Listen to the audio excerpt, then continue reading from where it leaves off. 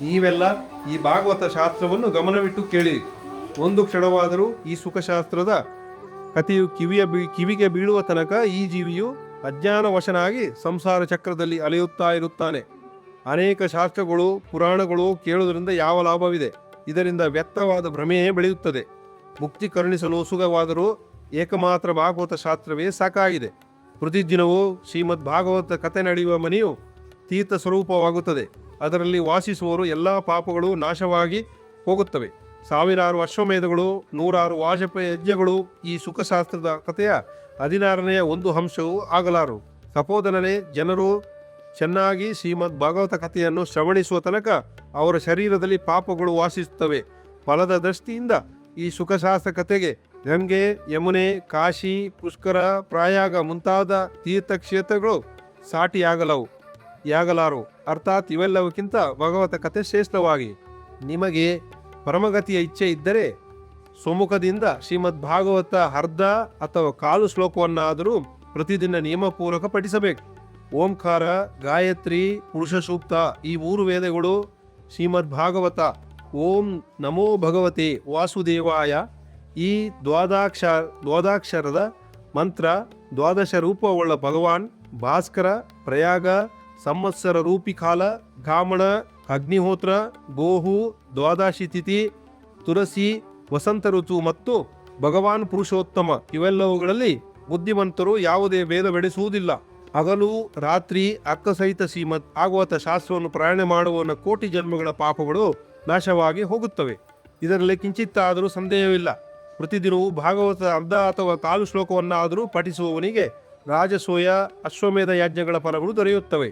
ನಿತ್ಯವೂ ಭಾಗವತದ ಪಾರಾಯಣ ಮಾಡುವುದು, ಭಗವಂತನನ್ನು ಚಿಂತಿಸುವುದು, ತುಳಸಿಗೆ ನೀರೆರೆಯುವುದು, ಗೋಪೂಜೆ ಮಾಡುವುದು ಇವು 4 ಸಮಾನವಾಗಿವೆ. ಅಂತ್ಯ ಸಮಯದಲ್ಲಿ ಶ್ರೀಮದ್ ಭಾಗವತ ವಾಕ್ಯವನ್ನು ಕೇಳುವವನ ಮೇಲೆ ಭಗವಂತನು ಪ್ರಸನ್ನನಾಗಿ ಶ್ರೀ ವೈಕುಂಠ ಧಾಮವನ್ನು ಕರುಣಿಸುತ್ತಾನೆ. ಈ ಭಾಗವತವನ್ನು ಸ್ವರ್ಣ ಸಿಂಹಾಸನದಲ್ಲಿಟ್ಟು ವಿಷ್ಣು ಭಕ್ತನಿಗೆ ದಾನ ಮಾಡುವವನು ಖಂಡಿತವಾಗಿ ಭಗವಂತನ ಸಾಯುಜ್ಯವನ್ನು ಪಡೆಯುತ್ತಾನೆ.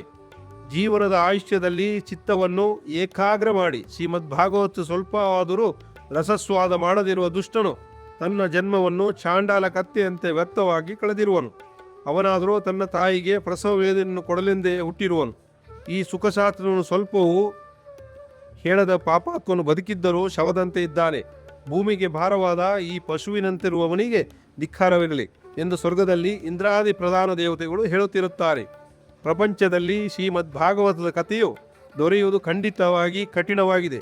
ಕೋಟಿ ಜನ್ಮಗಳ ಪುಣ್ಯವಿದ್ದಾಗಲೇ ಇದು ಪ್ರಾಪ್ತಿಯಾಗುತ್ತದೆ. ನಾರದರೆ, ನೀವು ಬಹಳ ಬುದ್ಧಿವಂತರು ಹಾಗೂ ಯೋಗನಿಧಿಗಳು ಆಗಿರುವರಿ. ನೀವು ಪ್ರಯತ್ನಪೂರ್ವಕ ಈ ಕಥೆಯನ್ನು ಶ್ರವಣಿಸಿರಿ. ಇದನ್ನು ಕೇಳಲು ಯಾವುದೇ ದಿನಗಳ ನಿಯಮವಿಲ್ಲ. ಇದನ್ನಾದರೂ ಯಾವಾಗಲೂ ಕೇಳುವುದು ಒಳ್ಳೆಯದು.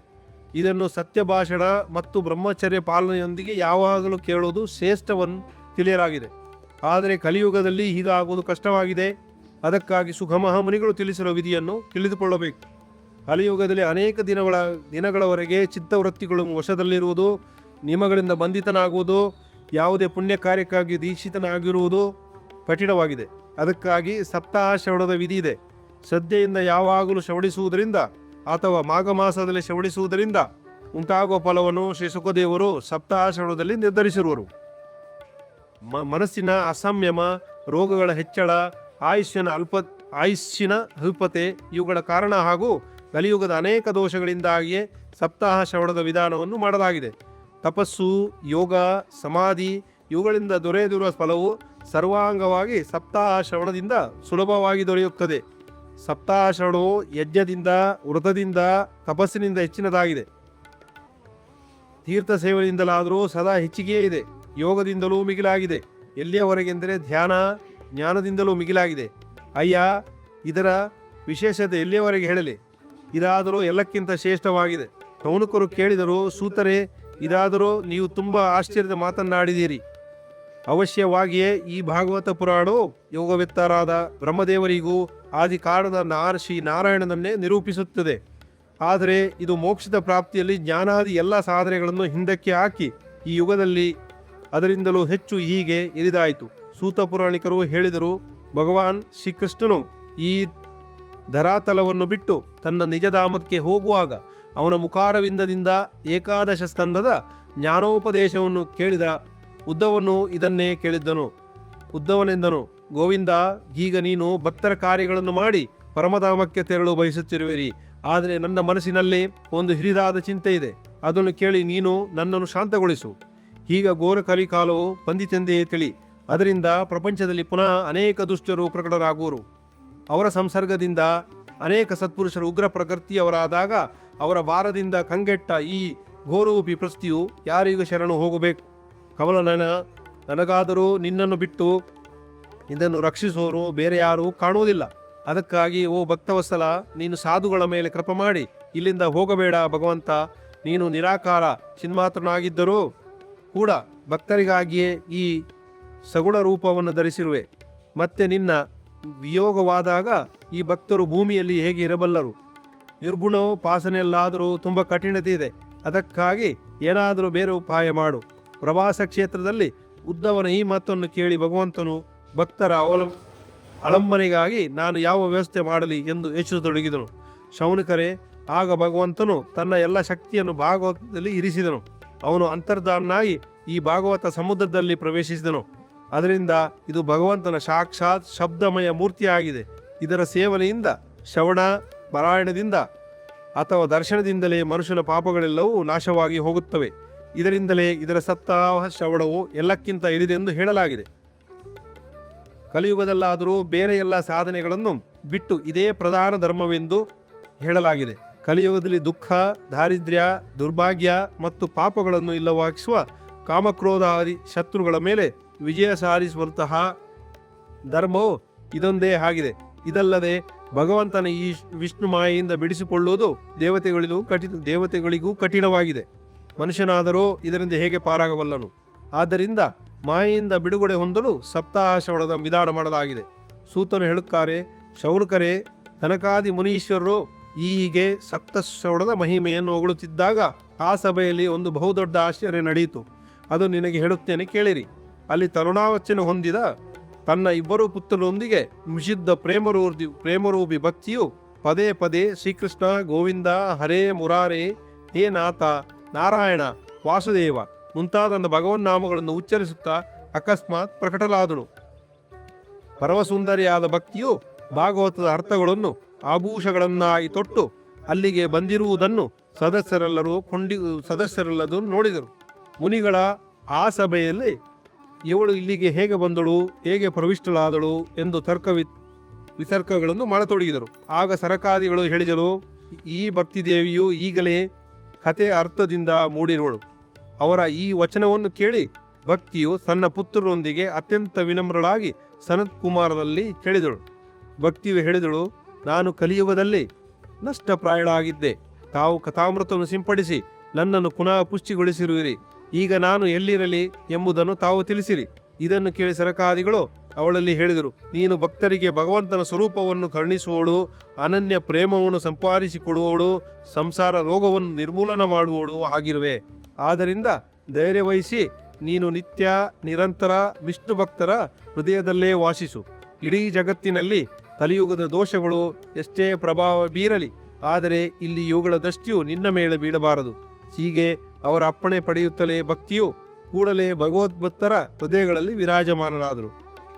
ಹೃದಯದಲ್ಲಿ ಏಕಮಾತ್ರ ಶ್ರೀಹರಿಯ ಭಕ್ತಿಯು ವಾಸಿಸುವವರು ಮೂರು ಲೋಕಗಳಲ್ಲಿ ನಿತ್ತನರಾಗಿದ್ದರು ಪರಮಧನ್ಯರಾಗಿದ್ದಾರೆ. ಏಕೆಂದರೆ ಈ ಭಕ್ತಿ ಎಂಬ ಹಗ್ಗರಿಂದ ಬಂಧಿತನಾಗಿ ಸಾಕ್ಷಾತ್ ಭಗವಂತನು ತನ್ನ ಪರಮಧಾಮ ವೈಕುಂಠವನ್ನು ಬಿಟ್ಟು ಬಂದು ಅವರ ಹೃದಯದಲ್ಲಿ ನೆಲೆ ನಿಲ್ಲುತ್ತಾನೆ.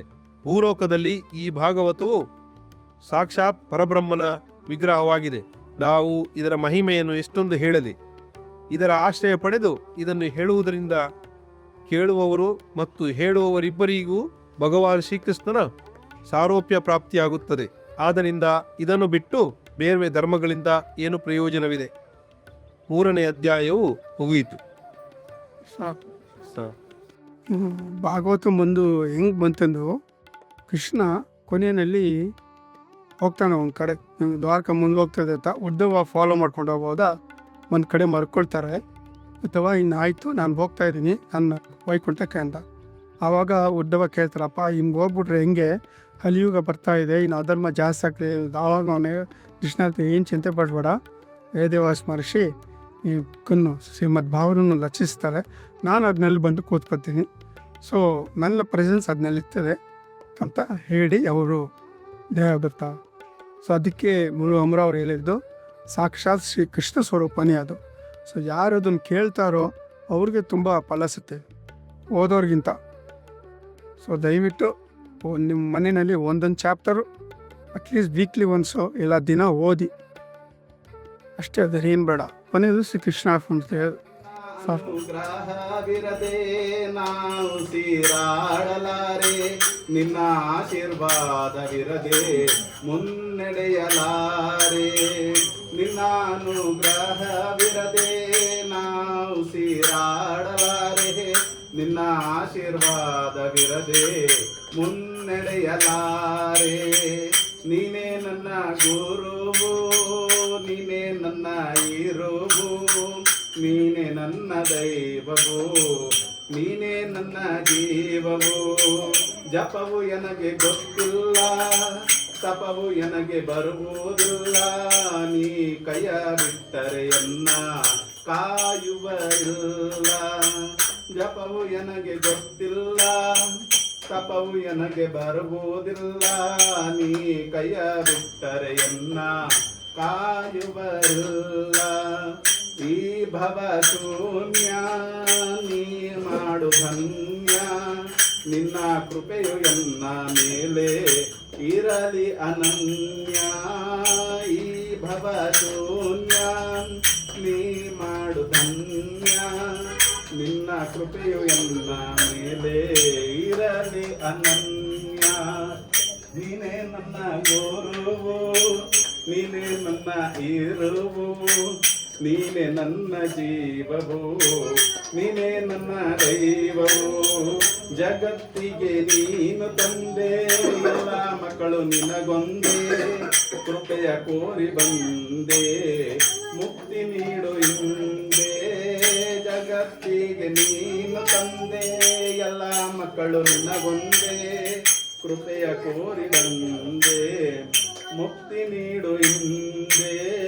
ಕಡು ಪಾಪಿ ನಾನಯ್ಯ, ಸರ್ವಶಕ್ತ ನೀನಯ್ಯ, ದಾರಿ ತೋರು ಕನ್ನಯ್ಯ, ಶ್ರೀ ಗುರುವೆ ಮಲ್ಲಯ್ಯ.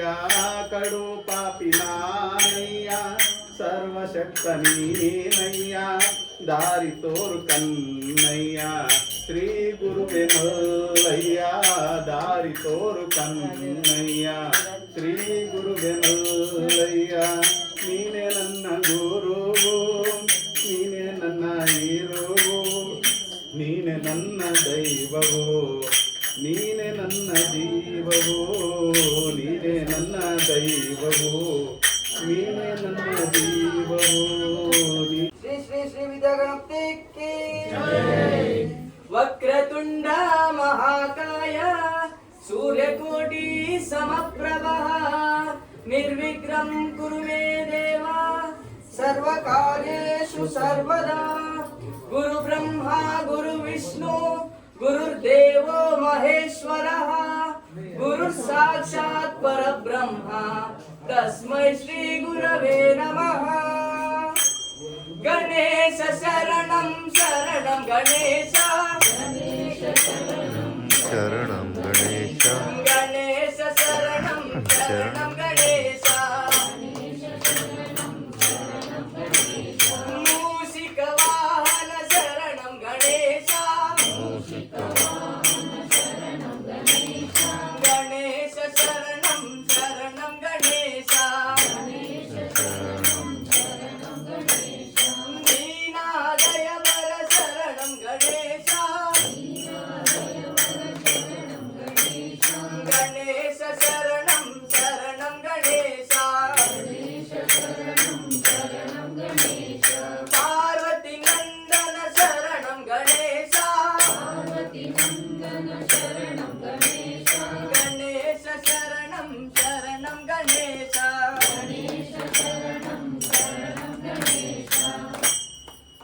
ಗಣಯ್ಯ ಶರಣು ಬೆನಕ, ನೀಡಯ್ಯ ಬಾಳೆಲ್ಲ ಬೆಳಗುವ ಬೆಳಕ. ಗಣಯ್ಯ ಶರಣು ಬೆನಕ, ನೀಡಯ್ಯ ಬಾಳೆಲ್ಲ ಬೆಳಗುವ ಬೆಳಕ. ನಿನ್ನ ನಂಬಿದ ಮನೆಗೆ ಇರುವುದಯ್ಯ ಎಲ್ಲ ಸುಖ ನಿನ್ನ ನಂಬಿದ ಮನೆಗೆ ಇರುವುದಯ್ಯ ಎಲ್ಲ ಸುಖ ತಂದೆ ಕಾಯೋ ನಮ್ಮ ಕರಿಮುಖ ಶರಣು ಶರಣಯ್ಯ ಶರಣು ಬೆನಕ ನೀರಯ್ಯ ಬಾಳೆಲ್ಲ ಬೆಳಗುವ ಬೆನಕ ಎಲ್ಲರೂ ಒಂದಾಗಿ ನಿನ್ನ ನಮಿಸಿ ನಲಿಯೋದು ನೋಡೋಕೆ ಚೆನ್ನ ಎಲ್ಲರೂ ಒಂದಾಗಿ ನಿನ್ನ ನಮಿಸಿ ನಲಿಯೋದು ನೋಡೋಕೆ ಚೆನ್ನ ಗರಿಗೆ ತಂದರೆ ನೀನು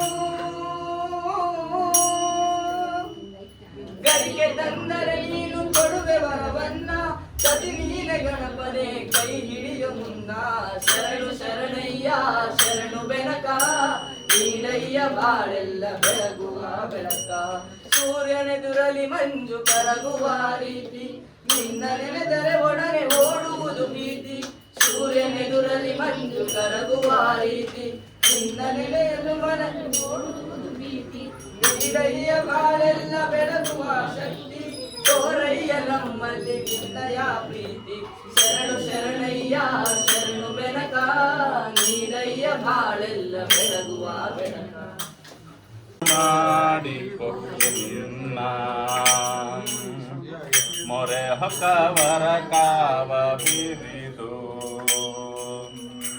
ಮೊರೆ ಹೊಕ್ಕವರ ಕಾವ ಬಿರಿದು ಎನ್ನ ಮರೆಯದೆ ರಕ್ಷಣೆ ಮಾಡಿಯ ಕೊರೆದು ಮೊರೆ ಹೊಕ್ಕವರ ಕಾವ ಬಿರಿದು ಎನ್ನ ಮರೆಯದೆ ರಕ್ಷಣೆ ಮಾಡಿಯ ಕೊರೆದು ಎಲ್ಲವ ಕರೆದು ಸಿರಿ ಪುರಂದರ ವಿಠಲನ ಎನ್ನನು ಕೊರೆದು ದಾಸನ ಮಾಡಿಕೊಯನ್ನ ಸ್ವಾಮಿ ಸಾಸಿರ ನಾಮದ ವೆಂಕಟರಮಣ